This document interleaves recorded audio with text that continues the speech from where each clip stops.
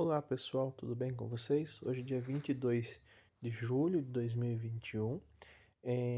A gente vai fazer hoje uma aula de língua portuguesa e a outra de matemática, tá? A primeira parte de língua portuguesa, a gente vai fazer uma interpretação de dois textinhos, tá? Um sobre as Olimpíadas e outro sobre os Anéis Olímpicos, tá? E depois faremos uma análise do material dourado logo abaixo para fazer a base de frações, ok? Então vamos lá, eu vou fazer a leitura dos textos e a gente vai conversar um pouquinho sobre cada um deles. Então vamos lá. Os Jogos Olímpicos se originaram em Olímpia, na Grécia Antiga, em meados de 776 a.C. Gente, rapidinho aqui. Esse AC significa antes de Cristo, significa que esse ano, cara, 776, ele aconteceu antes do nascimento de Cristo. Lembrando que na história a gente tem essas duas vertentes, que é o antes de Cristo, que são coisas que se passaram antes do nascimento de Cristo, e o DC, que seria depois de Cristo, depois do nascimento de Cristo que aconteceu determinadas coisas, ok? Então aqui a gente está falando antes de Cristo. Naquele período, os jogos eram realizados em homenagem aos deuses gregos, sendo que Zeus era o mais homenageado. Além disso, os jogos eram realizados com a intenção de promover a amizade e integração entre os povos. Nas 13 primeiras competições, o único esporte realizado era a corrida, do quinto século antes de Cristo. Já eram 10 modalidades esportivas disputadas: corrida, salto em distância, lançamento de dardos, pentátil, arremesso de disco, pancrácio, boxe, luta, corrida de bigas e corrida de cavalo. Então, gente, agora aqui a gente vai fazer o seguinte: vocês vão marcar para mim verdadeiro ou falso, né? De acordo com as afirmações que a gente vai encontrar na número 2. Em Olímpia surgiram os Jogos Olímpicos. Será que foi em Olímpia que surgiu os Jogos Olímpicos? Se vocês acharem que é verdadeiro, vocês vão marcar o F, o V. Se for achar que é falso, o F. Os jogos eram realizados em homenagem aos deuses, principalmente Ares. O único esporte praticado era a corrida. Será que era só corrida, gente? Até hoje, só existem 10 modalidades esportivas, sendo disputadas nos Jogos Olímpicos.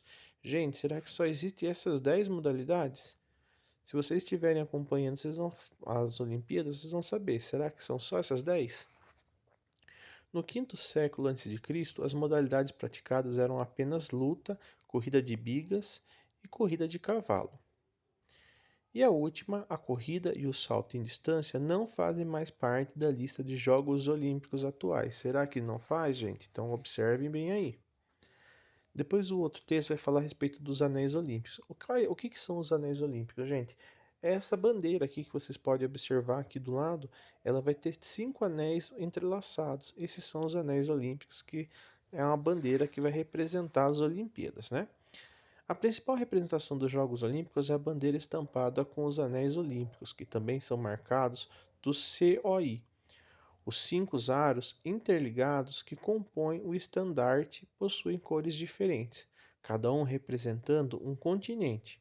O azul é a Europa, o amarelo a Ásia, o preto a África, verde a Oceania e o vermelho as Américas.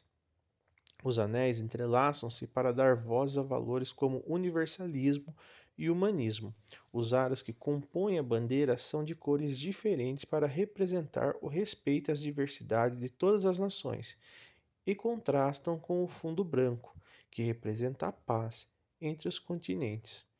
Quando foi criado, esse símbolo tinha o objetivo de se opor ao nacionalismo exagerado que levava a tensão entre países no início do século XX. Então, gente, vocês vão perceber que os anéis estão um entrelaçado no outro, ou seja, significa também uma ideia de uma união, união entre povos, certo? E como mesmo o texto já falou, ele é colocado numa bandeira branca para simbolizar a paz, né? Seria a paz e a união de todos os povos naquele momento, né? Vamos lá. De acordo com as informações expostas no texto, responda. Qual é a principal representação dos Jogos Olímpicos? Qual que é a principal representação, gente? Observe bem no texto, está bem claro no texto. A B. Por que o símbolo dos anéis olímpicos contém 5 aros? Por que são 5 aros, gente? Olhe no texto também, lembra da explicação que eu acabei de dar.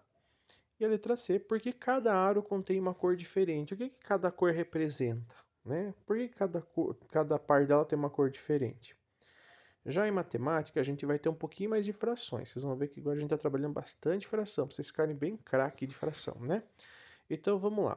Oba, frações. Responda e escreva por extenso. Gente, aqui só para a gente lembrar. Essa primeira barrinha que a gente tem aqui, deixa eu ver se eu consigo rabiscar ela. Vamos ver, essa primeira aqui, ó, ela vai ter o valor de quê? Ela vai ser nossa centena, certo? Então ela vai ter o valor de 100, ok?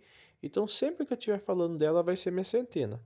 Lembra que daí eu tenho a minha unidade, que ela vai ter valor 1, certo?